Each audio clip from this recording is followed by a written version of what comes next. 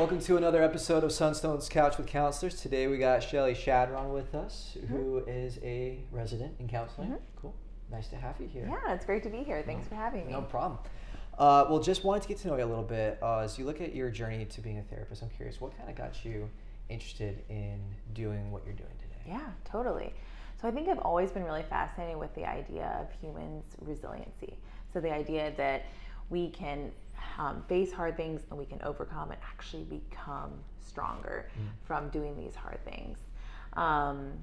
It's really remarkable. And the way that we build resiliency is by actually practicing it and like walking through that. So I think counseling is a really great opportunity to kind of build those resiliency muscles, or to at least step back. You're not probably doing the hard things in counseling, but you're facing some of those hard things and you're preparing to go into those hard things. And you're just taking the time to slow down and really focus, because I think that there's so, life moves very quickly now. We don't need to say that. Right. And there's just lots of demands for your time and technology and different relationships and just things to do. You're constantly multitasking. And, I think when we're constantly doing so many things at once, it can be hard to really focus. So we take that time in counseling to really reflect, prepare, and then to face those hard things. Right. I just think that's really beautiful. I'm also just incredibly honored that someone would let me into the space of hearing their story. It is a real honor. Yeah. So I've been just really touched by my clients and the fact that they have trusted me and that we've been able to do some of that hard work together. Yeah, that's really cool. Yeah, and it's a great time for clients to just, like you said, kind of make a pit stop and develop some resiliency, but also just take a rest from everything and kind of learn how they can take on life once they leave the therapy room. Yeah, totally. I always say that that hour is really for the client. Totally. That is your space. How can we best use it to serve your needs? And that's not how the rest of your life works. That's the difference of counseling. You can really take a step back and then prepare for all the things that life demands of you. Sure. And right now, as a therapist, and as you've been going with your residency and had a chance to work with a lot of different people, backgrounds, and populations, I'm curious, what sort of populations are the ones that you find most attractive to? Yeah, absolutely. So I enjoy working with women of all ages. Over the age of 13. I don't particularly work with children. I think that's a special gift that some counselors have. They are very remarkable. I especially like this. I've found a little bit of a niche with women in their 20s kind of doing some identity formation work. So the idea that your 20s are the time where you're deciding what's your career path going to be? What are your relationships going to be? Are you going to date or marry this man? Or I'm talking about females right now. So, how do you navigate these big decisions where there isn't this clear roadmap? You are plopped out at 22 if you went to undergrad, and you've had your entire life kind of planned for you, and so now you have this kind of unknown, wide open range. What are you going to do? Yeah. And so I just think there's a lot of work that can be done in that time, and just this idea that you can need to differentiate yourself from your parents. So who are you apart from your parents? Start to leave the nest. Yeah, flap absolutely. Your wings and see where you want to go. I mean, our parents I think we spend a lot of time talking about our parents in therapy because they're so impactful on us.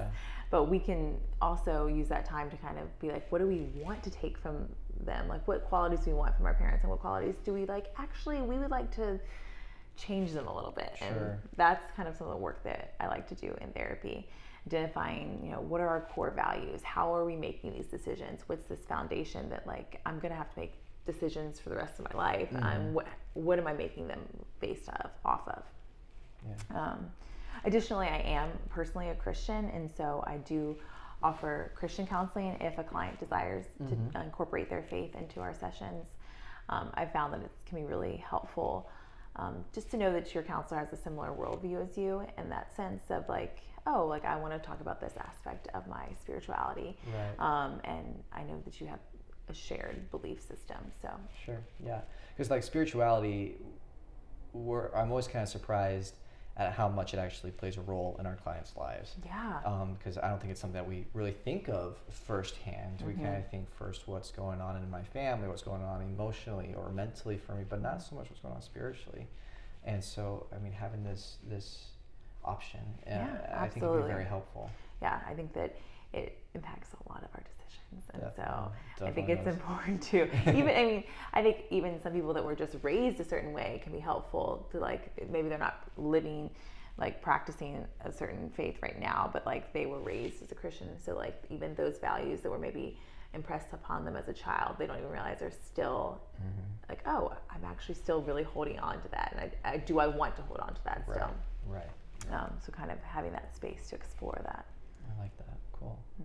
And 2020 has brought a whole lot for everybody on this planet, practically, and dealing with a lot of stress, a lot of anxiety, a lot of adjustments, and we're taking life at a whole different angle and a different approach, and for some it can be very challenging.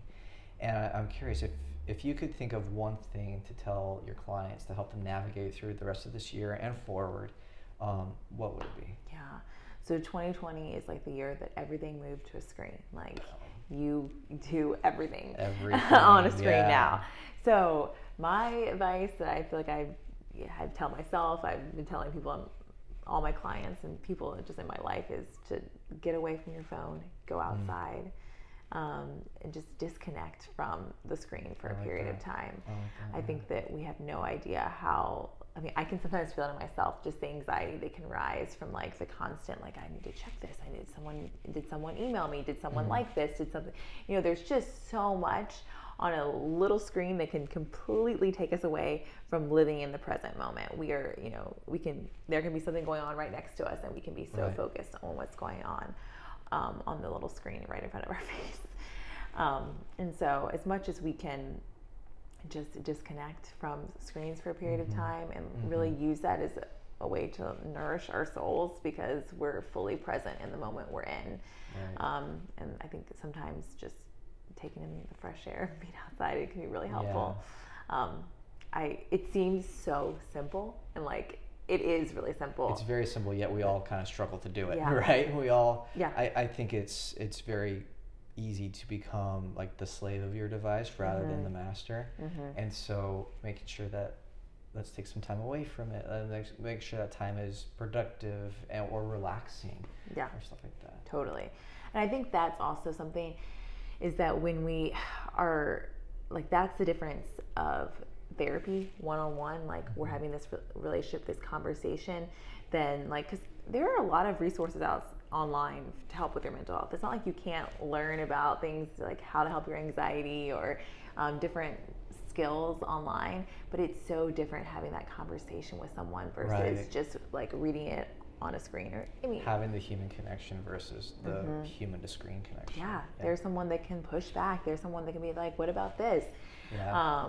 Or actually just hold you accountable. There's so much beauty in like the real relationship piece of therapy that is just lost on a one-sided, like, you can learn a lot. There's not like I haven't learned things from spending time online, but it's just not the same. It's not the same, And so make sure we're going out there having fresh air, human connections, and just a life of balance.